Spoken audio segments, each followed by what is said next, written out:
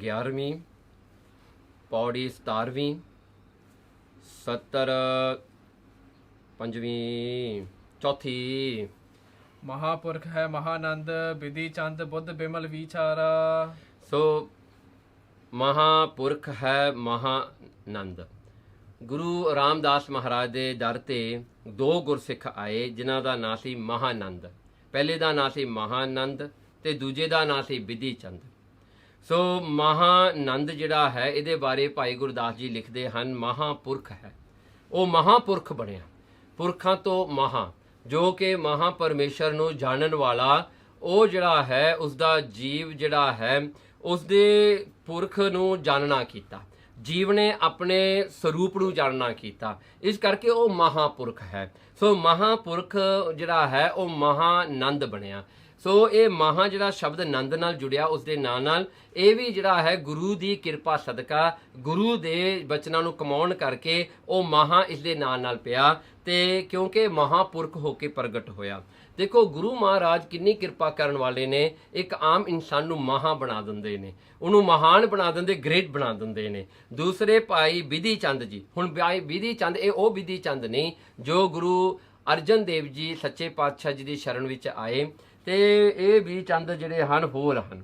ਸੋ ਇਹ ਗੁਰੂ ਰਾਮਦਾਸ ਮਹਾਰਾਜ ਦੇ ਸ਼ਰਨ ਵਿੱਚ ਆਏ ਤੇ ਬੁੱਧ ਵਿਸ਼ਾਲ ਵਿਚਾਰਾ, ਇਹ ਬੜੀ ਬੁੱਧ ਵਾਲੇ ਹੋਏ, ਇਹਨਾਂ ਦੀ ਬੁੱਧੀ ਬੜੀ ਵਿਸ਼ਾਲ ਹੋਈ, ਬੁੱਧੀ ਇਹਨਾਂ ਦੀ ਜਿਹੜੀ ਹੈ ਸਵੱਛ ਹੋਈ, ਪਿਓ ਬੁੱਧੀ ਹੋਈ, ਜਿਹੜੀ ਬੁੱਧੀ ਵਿੱਚ ਪਰਮੇਸ਼ਰ ਨੂੰ ਇਹਨਾਂ ਨੇ ਪ੍ਰਗਟ ਕੀਤਾ। ਤੇ ਵਿਚਾਰਾ ਗੁਰੂ ਦੀ ਬਾਣੀ ਦੀ ਵਿਚਾਰ ਕਰਨ ਕਰਕੇ, ਗੁਰੂ ਦੀ ਬਾਣੀ ਦਾ ਵਿਚਾਰ ਕਰਕੇ ਇਹਨਾਂ ਦੀ ਬੁੱਧ ਨਿਰਮਲ ਹੋਈ, ਜਿਹਦੇ ਵਿੱਚ ਪਰਮਾਤਮਾ ਨੂੰ ਇਹਨਾਂ ਨੇ ਪਹਿਚਾਨਿਆ। ਸੋ ਇਸ ਕਰਕੇ ਹੁਣ ਇਹਨਾਂ ਦੋਨਾਂ ਦਾ ਜੀਵਨ ਜਿਹੜਾ ਕਿ ਉਪਦੇਸ਼ ਗੁਰੂ ਮਹਾਰਾਜ ਤੋਂ ਮਿਲਿਆ, ਉਹ ਆਪ ਜੀ ਸੁਣੋ, ਜਿਵੇਂ ਸ਼ਹੀਦ ਭਾਈ ਮਨੀ ਸਿੰਘ ਨੇ ਸਿੱਖਾਂ ਦੀ ਭਗਤਮਾਲਾ ਵਿੱਚ ਲਿਖਿਆ ਹੈ। ਮਹਾਨੰਦ ਤੇ ਵਿਧੀ ਚੰਦ ਗੁਰੂ ਰਾਮਦਾਸ ਜੀ ਦੀ ਸਰਣੀ ਆਏ। ਸੋ ਮਹਾਨੰਦ ਤੇ ਵਿਧੀ ਚੰਦ ਗੁਰੂ ਰਾਮਦਾਸ ਸੱਚੇ ਪਾਤਸ਼ਾਹ ਜੀ ਦੀ ਸ਼ਰਨ ਵਿੱਚ ਆਏ ਦੋਨੋਂ। ਜੋ ਸਾਡਾ ਜਨਮ ਮਰਨ ਤੁਸੀਂ ਕੱਟੋ। ਮਹਾਰਾਜ ਬੇਨਤੀ ਕੀਤੀ ਕਿ ਸਤਿਗੁਰੂ ਜੀ ਸਾਡਾ ਜਨਮ ਤੇ ਮਰਨ ਕੱਟ ਦਿਓ, ਬਰਥ ਐਂਡ ਡੈਥ ਸਾਡਾ ਕੱਟ ਦਿਓ। ਬਹੁਤਾ ਅਸੀਂ ਜਨਮਾਂ ਵਿੱਚ ਦੁੱਖ ਪਾਉਂਦੇ ਆਏ ਹਾਂ। ਮਹਾਰਾਜ ਅਸੀਂ ਬਹੁਤਾ ਹੀ ਦੁੱਖ ਪਾਇਆ ਇਹ ਜਨਮ ਤੇ ਮਰਨ ਵਿੱਚੋਂ, ਕਿਤੇ ਜੰਮ ਪਏ ਕਿਤੇ ਮਰ ਗਏ। ਮਹਾਰਾਜ ਇਹ ਜਨਮ ਤੇ ਮਰਨ ਵਿੱਚ ਬਹੁਤ ਦੁੱਖ ਪਾਇਆ ਹੈ। ਹੁਣ ਦੇਖੋ ਆਪਾਂ ਵੀ ਤਾਂ ਜਨਮ ਵਿੱਚ ਦੁੱਖ ਪਾਇਆ, ਪਰ ਆਪਾਂ ਨੂੰ ਮਹਿਸੂਸ ਨਹੀਂ ਹੋ ਰਿਹਾ, ਕਿਉਂਕਿ ਹਜ ਮਨ ਮੈਲੇ, ਮਨ ਮੈਲੇ ਤਾਂ ਸਭ ਕੁਛ ਮੈਲਾ। ਆਪਣਾ ਮਨ ਮੈਲਾ ਹੈ, ਹਜੇ ਆਪਾਂ ਨੂੰ ਇਹ ਗੱਲ ਦਾ ਅਹਿਸਾਸ ਨਹੀਂ ਹੋ ਰਿਹਾ ਕਿ ਜਨਮ ਤੇ ਮਰਨ ਦਾ ਦੁੱਖ ਕਿੱਡਾ ਹੈ, ਤੇ ਕਿੰਨੀ ਵਾਰੀ ਆਪਾਂ ਜਨਮ ਲਿਆ ਤੇ ਕਿੰਨੀ ਵਾਰੀ ਆਪਾਂ ਮਰੇ ਹਾਂ ਇਸ ਤੋਂ ਪਹਿਲਾਂ।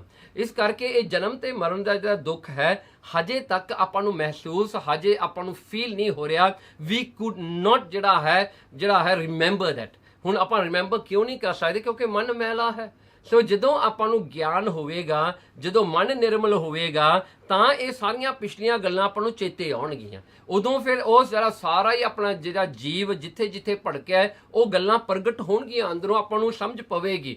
ਤਾਂ ਫਿਰ ਉਦੋਂ ਆਪਾਂ ਨੂੰ ਇਹ ਦੁੱਖ ਦਾ ਅਹਿਸਾਸ ਹੋਵੇਗਾ ਵੀ ਦੇਖੋ ਅੱਗੇ ਵੀ ਮੈਂ ਜਨਮ ਵੇਲੇ ਦੁੱਖ ਪਾਇਆ, ਉਹ ਜਨਮ ਤੋਂ ਪਹਿਲਾਂ ਮੈਂ ਕਿਤੇ ਮਰਿਆ ਵੀ ਸੀਗਾ। ਸੋ ਇਹ ਜਨਮ ਤੇ ਮਰਨ ਦਾ ਦੁੱਖ ਜਿਹੜਾ ਜਿਹਨੂੰ ਅਹਿਸਾਸ ਹੁੰਦਾ ਹੈ ਉਹੀ ਗੁਰੂ ਦੀ ਸ਼ਰਨ ਵਿੱਚ ਆਉਂਦਾ ਹੈ ਨਾ। ਸੋ ਦੇਖੋ ਇਹ ਦੋਨੋਂ ਗੁਰਸਿੱਖ ਜਿਹੜੇ ਹਨ ਮਹਾਨੰਦ ਤੇ ਵਿਧੀ ਚੰਦ ਜੀ ਆਏ, ਇਹਨਾਂ ਨੂੰ ਪਤਾ ਲੱਗ ਗਿਆ, ਇਹਨਾਂ ਨੂੰ ਪਤਾ ਲੱਗ ਗਿਆ ਵੀ ਦੇਖੋ ਜਨਮ ਤੇ ਮਰਨ ਦਾ ਕਿੱਡਾ ਵੱਡਾ ਦੁੱਖ ਹੈ। ਹੁਣ ਦੇਖੋ ਨਾ, ਜਿਵੇਂ ਇਹ ਕਰੋਨਾ ਵਾਇਰਸ ਹੈ, ਹੁਣ ਜਿਨ੍ਹਾਂ ਨੂੰ ਨਹੀਂ ਪਤਾ ਉਹਨਾਂ ਨੂੰ ਕੋਈ ਫਿਕਰ ਨਹੀਂ, ਪਰ ਜਦੋਂ ਇਹਦਾ ਪਤਾ ਲੱਗਦਾ ਵੀ ਹਾਂ ਜੀ ਲੱਗੀ ਹੋਈ ਹੈ, ਕਿੰਨੇ ਬੰਦਿਆਂ ਨੂੰ ਲੱਗੀ, ਉਹ ਜਿਹੜਾ ਹਨ ਪੜ੍ਹ ਕੇ ਬੰਦੇ ਉਹੀ ਡਰੀ ਜਾਂਦੇ ਨੇ, ਘਰ ਵਿੱਚ ਕੰਬੀ ਜਾਂਦੇ ਨੇ। ਹਾਂਜੀ ਹੁਣ ਡਰ ਹੋ ਗਿਆ ਨਾ, ਫਿਰ ਪੁੱਛਦੇ ਜੀ ਇਹਦਾ ਹੁਣ ਕੀ ਕਰੀਏ?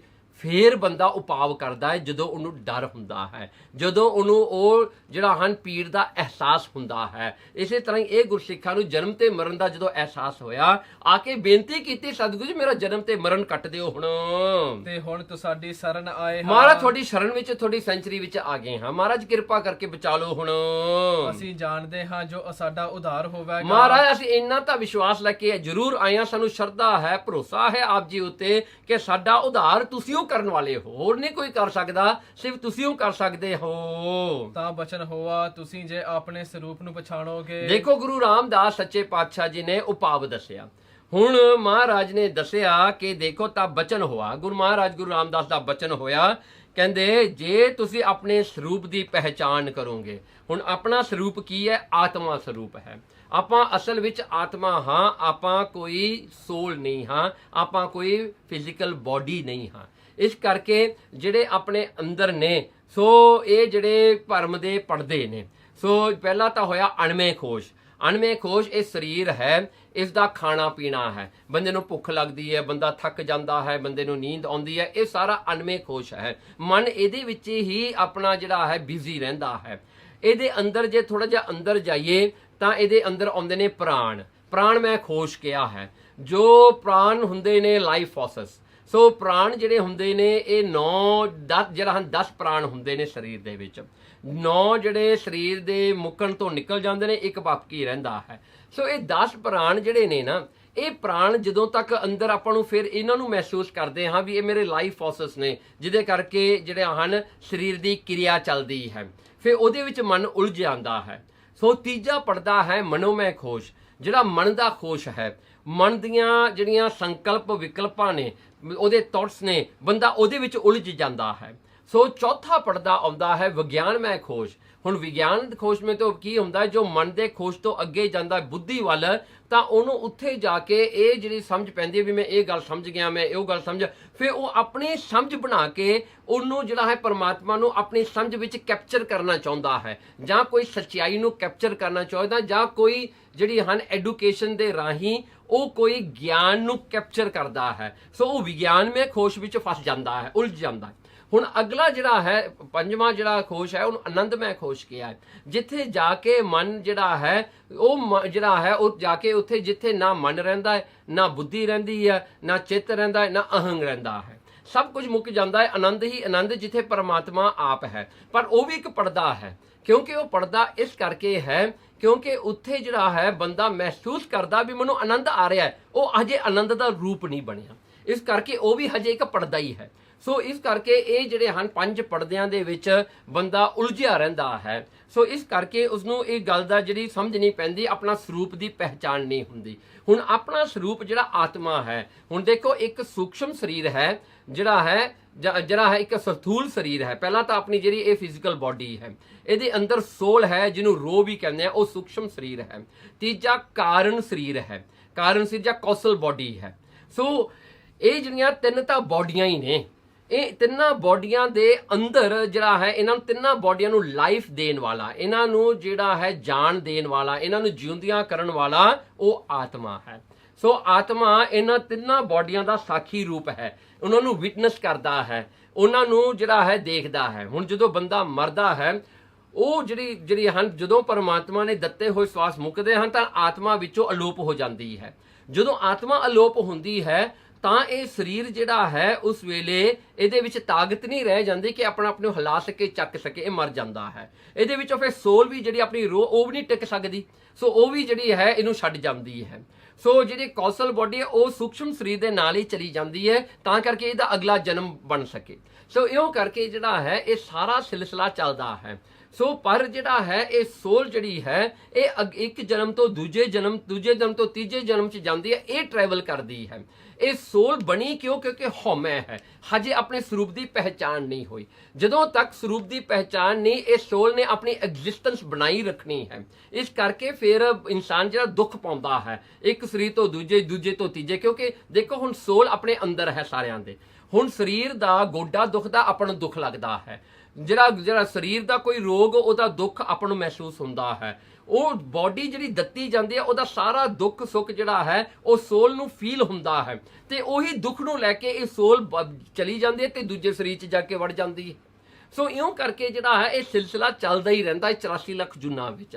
ਸੋ ਹੁਣ ਇੱਥੇ ਗੁਰੂ ਮਹਾਰਾਜ ਜੀ ਕਹਿੰਦੇ ਜਦੋਂ ਤੱਕ ਆਤਮਾ ਸਰੂਪ ਦੀ ਪਹਿਚਾਣ ਆਪਾਂ ਨਹੀਂ ਕਰਦੇ, ਕਹਿੰਦੇ ਉਦੋਂ ਤੱਕ ਇਹ ਸਿਲਸਿਲਾ ਬਣਿਆ ਰਹਿਣਾ ਹੈ। ਸੋ ਆਤਮਾ ਜਿਹੜੀ ਨਾ ਆਉਂਦੀ ਹੈ, ਨਾ ਜਾਂਦੀ ਹੈ, ਨਾ ਜੰਮਦੀ ਹੈ, ਨਾ ਮਰਦੀ ਹੈ, ਕਿਉਂਕਿ ਉਹ ਆਪ ਪਰਮਾਤਮਾ ਹੈ।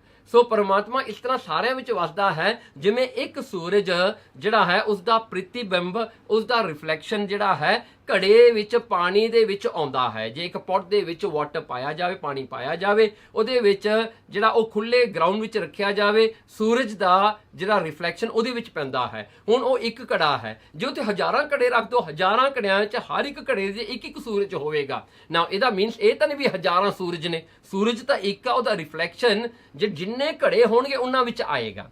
ਇਸੇ ਤਰ੍ਹਾਂ ਹੀ ਇਹ ਆਤਮਾ ਹੈ। ਜਦੋਂ ਇਹ ਘੜਾ ਟੁੱਟ ਜਾਵੇ, ਪਾਣੀ ਬਿਖਰ ਜਾਵੇ, ਤਾਂ ਫਿਰ ਉਹਦਾ ਰਿਫਲੈਕਸ਼ਨ ਨਹੀਂ ਬਣਦਾ, ਜਿਹਦੇ ਕਰਕੇ ਹੁਣ ਦੇਖੋ, ਹੁਣ ਉਹ ਸੂਰਜ ਦਾ ਜਿਹਦਾ ਪ੍ਰਤੀਬਿੰਬ ਰਿਫਲੈਕਸ਼ਨ ਉਹ ਕਿੱਥੇ ਗਿਆ, ਕਿੱਥੋਂ ਆਇਆ ਸੀ ਤੇ ਕਿੱਥੇ ਗਿਆ, ਕੋਈ ਨਹੀਂ ਪਤਾ ਲੱਗਦਾ। ਇਸੇ ਤਰ੍ਹਾਂ ਹੀ ਆਤਮਾ ਹੈ। ਸੋ ਆਤਮਾ ਵੀ ਉਹੀ ਹੈ। ਸੋ ਜਿਹੜਾ ਹੈ ਪਰਮਾਤਮਾ ਆਇਓ ਵਸਦਾ ਹੈ ਇਸ ਸੰਸਾਰ ਦੇ ਵਿੱਚ, ਜਿਵੇਂ ਖੁਸ਼ਬੂ ਇੱਕ ਜਿਹੜੀ ਹੈ ਫੁੱਲ ਦੇ ਵਿੱਚ ਵਸਦੀ ਹੈ, ਜਿਵੇਂ ਗੁਰੂ ਤੇਗ ਬਹਾਦਰ ਸਾਹਿਬ ਜੀ ਦਾ ਸ਼ਬਦ ਹੈ। ਸੋ ਆਪਾਂ ਉਹ ਵਿਸਤਾਰ ਵਿੱਚ ਨਾ ਜਾਈਏ। ਤੇ ਸਰੂਪ ਆਤਮਾ ਹੈ। ਜਦੋਂ ਤੱਕ ਉਹਦੀ ਪਹਿਚਾਣ ਨਹੀਂ ਹੁੰਦੀ ਤਾਂ ਇਹ ਜਿਹੜਾ ਹੈ ਦੁੱਖ ਸੁੱਖ ਦਾ ਸਿਲਸਿਲਾ ਜਨਮ ਮਰਨ ਦਾ ਬਣਿਆ ਰਹਿੰਦਾ ਹੈ। ਤਾਂ ਤੁਹਾਡਾ ਜਨਮ ਮਰਨ ਮਿਟੇਗਾ। ਹਾਂ, ਕਹਿੰਦੇ ਜੋ ਸਰੂਪ ਦੀ ਪਹਿਚਾਣ ਆਤਮਾ ਦੀ ਹੋਵੇਗੀ ਤਾਂ ਇਹ ਜਨਮ ਮਰਨ ਮੁੱਕੇਗਾ। ਤਾਂ ਉਹਨਾਂ ਕਹਿਆ, ਅਸੀਂ ਤਾਂ ਆਪਣਾ ਸਰੂਪ ਇਹੋ ਜਾਣਦੇ ਹਾਂ। ਮਹਾਰਾਜ, ਅਸੀਂ ਤਾਂ ਆਪਣਾ ਸਰੂਪ ਇਹੀ ਜਾਣਿਆ, ਜਿਹੜਾ ਸਰੀਰ ਹੈ ਸਾਡੀ ਬੋਡੀ, ਅਸੀਂ ਤਾਂ ਇਹੀ ਜਾਣਦੇ ਹਾਂ। ਜੋ ਅਸੀਂ ਖੱਤਰੀ ਹਾਂ, ਖੱਤਰੀਆਂ ਦੇ ਪੁੱਤਰ ਹਾਂ। ਮਹਾਰਾਜ, ਅਸੀਂ ਇਹੀ ਜਾਣਦੇ, ਅਸੀਂ ਖੱਤਰੀ ਹਾਂ, ਅਸੀਂ ਖੱਤਰੀਆਂ ਦੇ ਪੁੱਤਰ ਹਾਂ, ਸਾਡੇ ਪਿਤਾ ਖੱਤਰੀ ਨੇ, ਸਾਡੀ ਲੀਨੇਜ ਹੈ। ਅਸੀਂ ਤਾਂ ਉਹੀ ਜਾਣਦੇ ਹਾਂ ਮਹਾਰਾਜ ਕਿ ਅਸੀਂ ਖੱਤਰੀਆਂ ਤੇ ਖੱਤਰੀਆਂ ਦੇ ਪੁੱਤਰ ਹਾਂ। ਜਾਂ ਇਤਨਾ ਉਹਨਾਂ ਕਹਿਆ ਤਾਂ ਸਾਹਿਬ ਬਚਨ ਕੀਤਾ। ਜਦੋਂ ਇਹ ਗੱਲ ਉਹਨਾਂ ਨੇ ਕਹੀ ਕਿ ਅਸੀਂ ਤਾਂ ਬਸ ਇਹੀ ਜਾਣਦੇ ਹਾਂ ਸਰੀਰ ਬਾਰੇ, ਤਾਂ ਗੁਰੂ ਰਾਮਦਾਸ ਨੇ ਬਚਨ ਕੀਤੇ, ਜੋ ਖੱਤਰੀ ਤਾਂ ਸਾਨੂੰ ਮਾਤਾ ਪਿਤਾ ਨੇ ਕਹਿਆ ਹੈ। ਕਹਿਣਗੇ ਜੋ ਖੱਤਰੀ, ਜੇ ਤੁਸੀਂ ਆਪਣੇ ਆਪ ਨੂੰ ਖੱਤਰੀ ਜਾਣਦੇ ਹੋ, ਤੁਸੀਂ ਕਹਿੰਦੇ ਮੈਂ ਖੱਤਰੀ ਹਾਂ, ਤੁਹਾਨੂੰ ਕਿਹਨੇ ਦੱਸਿਆ? ਤੁਹਾਡੇ ਮਾਤਾ ਪਿਤਾ ਨਹੀਂ ਦੱਸਿਆ ਨਾ, ਤੁਹਾਡੇ ਮਦਰ ਫਾਦਰ ਨਹੀਂ ਤੁਹਾਨੂੰ ਦੱਸਿਆ ਕਿ ਤੁਸੀਂ ਖੱਤਰੀ ਹੋ। ਨਹੀਂ ਤਾਂ ਤੁਹਾਨੂੰ ਕਿੱਥੇ ਪਤਾ ਲੱਗਣਾ ਸੀਗਾ? ਜੇ ਤੁਸੀਂ ਜੰਮਦੇ ਤੁਹਾਨੂੰ ਨਾ ਕੋਈ ਦੱਸਦਾ, ਤੁਹਾਨੂੰ ਕੀ ਪਤਾ ਲੱਗਣਾ ਸੀ ਤੁਸੀਂ ਖੱਤਰੀ ਆ ਜਾਂ ਹੋਰ ਕੁਛ ਆ? ਸੋ ਸਰੀਰ ਦਾ ਨਾਮ ਧਰਿਆ ਹੈ। ਤੇ ਦੇਖੋ, ਮਾਂ-ਬਾਪ ਨੇ ਤੁਹਾਨੂੰ ਜਨਮ ਦੇ ਕੇ ਤੇ ਤੁਹਾਡੇ ਸਰੀਰ ਦਾ ਨਾਮ ਧਰ ਦਿੱਤਾ, ਤੁਹਾਨੂੰ ਨਾਮ ਦੇ ਦਿੱਤਾ, ਤੁਹਾਡਾ ਨੇਮ ਤੁਹਾਨੂੰ ਦੇ ਦਿੱਤਾ। ਤੁਸੀਂ ਸਰੀਰ ਤਾਂ ਨਹੀਂ। ਕਹਿੰਦੇ ਹੁਣ ਗੁਰੂ ਮਹਾਰਾਜ ਜੀ ਕਹਿੰਦੇ ਤੁਸੀਂ ਸਰੀਰ ਨਹੀਂ ਹੋ, ਤੁਸੀਂ ਅਸਲ ਵਿੱਚ ਸਰੀਰ ਨਹੀਂ ਹੋ। ਤੁਸੀਂ ਨਾ ਕਿਤੇ ਸਰੀਰ ਸੀਗੇ ਨਾ ਹੁਣ ਸਰੀਰ ਹੈ। ਬਿਕੋਜ਼ ਦੇਖੋ, ਜਦੋਂ ਆਪਾਂ ਜਨਮ ਲੈਂਦੇ, ਜਨਮ ਤੋਂ ਪਹਿਲਾਂ ਸਰੀਰ ਨਹੀਂ ਹੁੰਦਾ। ਆਪਾਂ ਜੀਵਨ ਵਿੱਚ ਆਪਣੇ ਕੋਲ ਸਰੀਰ ਹੈ, ਮਰ ਕੇ ਇਹ ਫੇਰ ਸਰੀਰ ਨਹੀਂ ਰਹਿਣਾ, ਫੇਰ ਵੀ ਆਪਾਂ ਅੱਗੇ ਚਲੇ ਜਾਣਾ ਹੈ। ਹੁਣ ਇਹ ਸਰੀਰ ਆਪਣਾ ਕਿਵੇਂ ਹੋ ਗਿਆ ਜੀ? ਹਾਂਜੀ, ਕਿਤੇ ਹੁੰਦਾ ਹੁਣ ਹੈ, ਗਾਣੂ ਨਹੀਂ ਹੋਵੇਗਾ, ਇੱਕ ਦਿਨ ਨਹੀਂ ਸੀ, ਅੱਜ ਹੈ, ਭਲਕੇ ਨਹੀਂ ਹੋਵੇਗਾ, ਫਿਰ ਆਪਾਂ ਸਰੀਰ ਕਿਵੇਂ ਹੋ ਗਏ? How can we be this body when the body is not permanent, it cannot stay forever. ਹਾਂਜੀ, ਫਿਰ ਕਹਿੰਦੇ ਬੋਡੀ ਕਿਵੇਂ ਹੋ ਗਏ ਤੁਸੀਂ? ਇਹ ਸਰੀਰ ਤਾਂ ਇੱਥੇ ਹੀ ਰਹੇਗਾ। ਕਹਿੰਦੇ ਦੇਖੋ, ਇਹ ਸਰੀਰ 5 ਤੱਤਾਂ ਦਾ ਬਣਿਆ ਹੋਇਆ, ਇੱਥੇ ਹੀ ਬਣਿਆ, ਇੱਥੇ ਹੀ ਰਹਿ ਜਾਣਾ ਹੈ। ਹਾਂਜੀ, ਸੋ ਅੱਗੇ ਤਾਂ ਤੁਸੀਂ ਚਲੇ ਜਾਣਾ ਹੈ। ਹਾਂਜੀ, ਇਹ ਸਰੀਰ ਨੂੰ ਤਾਂ ਤੁਸੀਂ ਨਾਲ ਲੈ ਕੇ ਨਹੀਂ ਆਏ, ਨਾ ਇਹਨੂੰ ਨਾਲ ਲੈ ਕੇ ਜਾਓਗੇ। ਤੁਸੀਂ ਤਾਂ ਪਿਛਲੇ ਸਰੀਰ ਦੇ ਕਰਮ ਕੀਤੇ ਹੋਏ ਹੁਣ ਭੋਗਦੇ ਹੋ। ਦੇਖੋ, ਤੁਸੀਂ ਤਾਂ ਪਿਛਲੇ ਕਰਮ ਜਿਹੜੇ ਤੁਸੀਂ ਹੋਰ ਇਹ ਤੋਂ ਪਹਿਲਾਂ ਜਿਹੜੇ ਸਰੀਰ ਵਿੱਚ ਸੀਗੇ, ਉਹ ਸਰੀਰ ਦੇ ਵਿੱਚ ਜੋ ਤੁਸੀਂ ਕਰਮ ਕੀਤੇ, ਜੋ ਡੀਡਸ ਤੁਸੀਂ ਕੀਤੇ, ਉਹ ਲਾਈਫ ਟਾਈਮ ਦੇ ਵਿੱਚ, ਪ੍ਰੀਵੀਅਸ ਲਾਈਫ ਟਾਈਮ ਦੇ ਵਿੱਚ, ਉਹ ਤੁਹਾਡੀ ਪ੍ਰਾਲਬੱਧ ਬਣ ਕੇ ਉਹ ਤੁਹਾਨੂੰ ਇਹ ਜਿਹੜਾ ਹੈ ਫਿਰ ਨਿਊ ਲਾਈਫ ਮਿਲੀ ਹੈ। ਇਹ ਲਾਈਫ ਦੇ ਵਿੱਚ ਤੁਸੀਂ ਉਹ ਭੋਗ ਰਹੇ ਹੋ। You are just going through your previous deed from your previous birth. So ਕਹਿੰਦੇ ਇਹ ਜਿਹੜਾ ਹੈ, ਇਹ ਤਾਂ ਕਰਮ ਤੁਸੀਂ ਭੋਗ ਰਹੇ ਹੋ ਪਿਛਲੇ ਜਿਹੜੇ ਲੈ ਕੇ ਆਏ ਹੋ, ਤੇ ਹੁਣ ਦੇ ਕਰਮ ਅੱਗੇ ਭੋਗੋਗੇ। ਜਿਹੜੇ ਹੁਣ ਤੁਸੀਂ ਕਰਮ ਕਰੋਗੇ। ਪ੍ਰਾਲਬੱਧ ਹੁੰਦੀ ਹੈ just to clear the portion of your karma, ਜਿਹੜਾ ਹੈ ਜਿਸ ਪੋਰਸ਼ਨ ਆਫ ਦ ਕਰਮ ਤੁਸੀਂ ਕਲੀਅਰ ਕਰਨ ਵਾਸਤੇ ਆਏ ਹੋ। ਹੁਣ ਇਹ ਕਰਮ ਕਰਦੇ ਆ ਕਿ ਤੁਸੀਂ ਹੋਰ ਪਾਪ ਕਰਦੇ ਹੋ, ਹੋਰ ਜ਼ਿਆਦਾ ਕਰਮ ਵਧਾ ਲੈਂਦੇ ਹੋ। ਜਿੱਥੇ ਤੁਸੀਂ 1 ਮਿਲੀਅਨ ਕਰਮ ਲੈ ਕੇ ਆਏ, ਉੱਥੇ 2 ਮਿਲੀਅਨ ਬਣਾ ਕੇ ਹੁਣ ਕੀ ਹੋਇਆ ਜੀ? It was not two minus two, you have added another million of karma into your this thing, into your ਸੰਚਿਤ ਕਰਮ, ਹਨਾ। ਸੋ ਕਹਿੰਦੇ ਇਹ ਕੀ ਹੁੰਦਾ ਹੈ ਕਿ ਇਹ ਸਿਲਸਿਲਾ ਵੱਧਦਾ ਜਾਂਦਾ ਹੈ, ਕਿਉਂਕਿ ਕਰਮ ਜਿਹੜੇ ਆਪਾਂ ਭੁਗਤਦੇ ਹਾਂ, ਜੇ ਉਹਨੂੰ ਭਾਣੇ ਵਿੱਚ ਮੰਨਿਆ ਜਾਵੇ ਤਾਂ ਉਹ ਕਰਮ ਮੁੱਕ ਜਾਂਦਾ ਹੈ। ਜੇ ਉਹਨੂੰ ਕਹੀਏ ਜੀ, ਜੇ ਕਿਸੇ ਨੇ ਆਪਣੇ ਨਾਲ ਬੁਰਾ ਕੀਤਾ, ਆਪਾਂ ਉਹਦਾ ਵਾਪਸ ਬੁਰਾ ਕਰਤਾ, ਫਿਰ ਆਪਣਾ ਇੱਕ ਕਰਮ ਹੋਰ ਬਣ ਗਿਆ। ਬਿਕੋਜ਼ ਯੂ ਵਾਸ ਨਾਟ ਇਨ ਭਾਣਾ, ਤੁਸੀਂ ਭਾਣਾ ਨਹੀਂ ਮੰਨਿਆ, ਤੁਸੀਂ ਹੁਕਮ ਨਹੀਂ ਮੰਨਿਆ। तो की होया, तुसी दुश्मनी करके बदला लैन दी भावना करके किसी दा बुरे चितविया तो वो कर्म नवा बन गया। हुण कहंदे होर कर्म बना के तुसी अगे चले जाना है। तां तुसा ए शरीर नू अपना वस्त्र जानना, कहण लगे हुण बंदे नू ए बॉडी जिहड़ी एक अपना क्लॉथ, अपना झग्गा, अपना शर्ट मनना चाहिदा है ते आप नू वस्त्र पहरन वाला साखी जानना, ते अपने आप नू तुसी ओ आत्मा समझो भी आत्मा ने ए जिहड़ा है ए बॉडी रूपी एक शर्ट पाया होया है, ਇਹ ਬੋਡੀ ਰੂਪੀ ਰੋਬ ਨੂੰ ਪਹਿਨਿਆ ਹੋਇਆ ਹੈ। You are just wearing this costume of this body onto your ਆਤਮਾ।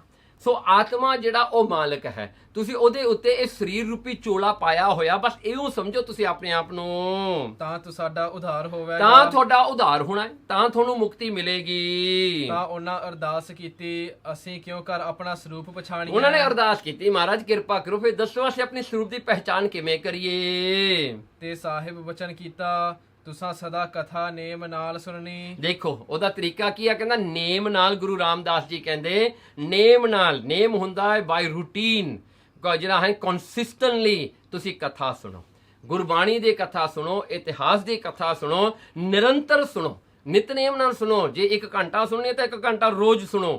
ਤੇ ਇਹ ਕਥਾ ਜਿਹੜੀ ਨਿਰੰਤਰ ਕੰਟੀਨਿਊਸਲੀ ਸੁਣਨਾ ਕਰੋ, ਤਾਂ ਤੁਹਾਨੂੰ ਆਪਣੀ ਆਤਮਾ ਸਰੂਪ ਦੀ ਪਹਿਚਾਨ ਹੋਵੇਗੀ, ਤਾਂ ਆਪਣੀ ਆਤਮਾ ਦਾ ਤੁਹਾਨੂੰ ਗਿਆਨ ਹੋਵੇਗਾ। ਜੇ ਨਹੀਂ ਕਰੋਗੇ ਤਾਂ ਨਹੀਂ ਹੋਵੇਗਾ। ਸਾਨੂੰ ਸਰੂਪ ਦਾ ਲਾਭ ਹੋਵੇਗਾ, ਤੁਹਾਨੂੰ ਆਪਣੇ ਸਰੂਪ ਆਤਮਾ ਦਾ ਲਾਭ ਹੋਵੇਗਾ, ਕਿਉਂਕਿ ਪਰਮਾਤਮਾ ਤੁਹਾਡੇ ਅੰਦਰ ਹੀ ਹੈ, ਜਿਹਨੇ ਸਭ ਕੁਝ ਬਣਾਇਆ ਹੈ। ਜਿਹਨੂੰ ਦੁਨੀਆ ਬਾਹਰ ਲੱਭਦੀ ਫਿਰਦੀ ਆ, ਉਹ ਤਾਂ ਤੁਹਾਡੀ ਆਤਮਾ ਰੂਪ ਕਰਕੇ ਤੁਹਾਡੇ ਅੰਦਰ ਹੀ ਹੈ। ਸੋ ਉਹਦੀ ਪਹਿਚਾਨ ਕਰਕੇ ਤੁਹਾਨੂੰ ਫਾਇਦਾ ਪ੍ਰੋਫਿਟ ਹੋਵੇਗਾ। ਤਾਂ ਉਹਨਾਂ ਐਸੇ ਹੀ ਨੇਮ ਨਾਲ ਸਦੀਵ ਕਥਾ ਸੁਣਨੀ। ਉਹਨਾਂ ਨੇ ਫਿਰ ਕੀ ਕੀਤਾ, ਗੁਰਸਿੱਖਾਂ ਨੇ, ਦੋਨੇ ਗੁਰਸਿੱਖਾਂ ਨੇ ਐਸਾ ਹੀ ਕੀਤਾ। ਉਹਨਾਂ ਨੇ ਨੇਮ ਦੇ ਨਾਲ ਜਿਹੜੀ ਹੈ ਕਥਾ ਸੁਣਨੀ ਸ਼ੁਰੂ ਕਰਤੀ। ਇਹ ਮਹਾਨੰਦ ਤੇ ਵਿਧੀ ਚੰਦ ਜੀ ਨੇ ਫਿਰ ਸਾਰੀ ਉਮਰ ਜਿਹੜੀ ਹੈ ਉਹਨਾਂ ਨੇ ਕਥਾ ਨੇਮ ਨਾਲ ਸੁਣੀ। ਤੇ ਉਸ ਵੇਲੇ ਦੇਖੋ ਕਥਾ ਜਿਹੜੀ ਹੈ ਨਾ ਰਿਕਾਰਡਡ ਹੋਇਆ ਕਰਦੀ ਸੀ, ਨਾ ਕਿਤੇ ਹੋਰ ਤਰੀਕੇ ਨਾਲ, ਨਾ ਸਾਊਂਡ ਕਲਾਉਡ ਹੁੰਦੇ ਸਨ, ਨਾ ਕੋਈ ਆਡੀਓ, ਨਾ MP3, ਨਾ ਜਿਹੜਾ ਹੈ ਵੀਡੀਓ, YouTube, ਕੁਝ ਨਹੀਂ ਹੁੰਦਾ ਸੀ। ਉਹ ਵੇਲੇ ਕਿਹੜਾ ਹੈ ਸਿੱਖਾਂ ਨੂੰ ਜਿਹੜਾ ਕਥਾ ਕਰਨ, ਕੋਈ ਕਥਾ ਕਰਦਾ ਸੀ ਉਹ ਸੁਣਦੇ ਸਨ। ਦੇਖੋ ਗੁਰਦੁਆਰੇ ਜਾਣਾ ਪੈਂਦਾ ਸੀ, ਪ੍ਰੋਗਰਾਮ ਬਣਾਉਣੇ ਪੈਂਦੇ ਸੀ, ਕਿੰਨਾ ਕੁਝ ਕਰਨਾ ਪੈਂਦਾ ਸੀ ਕਥਾ ਸੁਣਨ ਵਾਸਤੇ। ਅੱਜ ਤਾਂ ਦੇਖੋ ਕਿੰਨਾ ਸੌਖਾ ਹੈ। ਇੰਨੇ ਸੌਖੇ ਤਰੀਕੇ ਨਾਲ ਵੀ ਜੇ ਆਪਾਂ ਕਥਾ ਨਾ ਸੁਣੀਏ ਤਾਂ ਆਪਾਂ ਆਪਣੇ ਆਪ ਨੂੰ ਕੀ ਕਹੀਏ, ਜੇ ਅਭਾਗੇ ਹਾਂ ਆਪਾਂ। ਹਾਂਜੀ, ਜਿਵੇਂ ਜਿਹੜਾ ਹਨ ਪਾਣੀ ਦਾ ਜਿਹੜਾ ਹੈ ਵੱਡਾ ਪੌਣ ਸਾਹਮਣੇ ਹੋਵੇ, ਅੰਮ੍ਰਿਤ ਹੋਵੇ, ਬੰਦਾ ਜਿਹੜਾ ਤਿਹਾਇਆ ਮਰ ਜਾਵੇ ਉਹਦੇ ਕੰਢੇ ਤੇ ਬੈਠਾ, ਉਹ ਗੱਲ ਆਪਣੀ ਹੈਗੀ ਹੈ ਜੀ। ਤਾਂ ਉਹਨਾਂ ਦਾ ਉਧਾਰ ਇਸੇ ਪ੍ਰਕਾਰ ਕਹਿਣਗੇ ਫਿਰ ਉਹਨਾਂ ਦਾ ਉਧਾਰ ਹੋਇਆ, ਉਹਨਾਂ ਦੀ ਮੁਕਤੀ ਹੋਈ। ਮਹਾਪੁਰਖ ਹੈ ਮਹਾਨੰਦ, ਵਿਧੀ ਚੰਦ ਬੁੱਧ ਬਿਮਲ ਵਿਚਾਰਾ। ਵਾਹਿਗੁਰੂ ਜੀ ਕਾ ਖਾਲਸਾ, ਵਾਹਿਗੁਰੂ ਜੀ ਕੀ ਫਤਿਹ।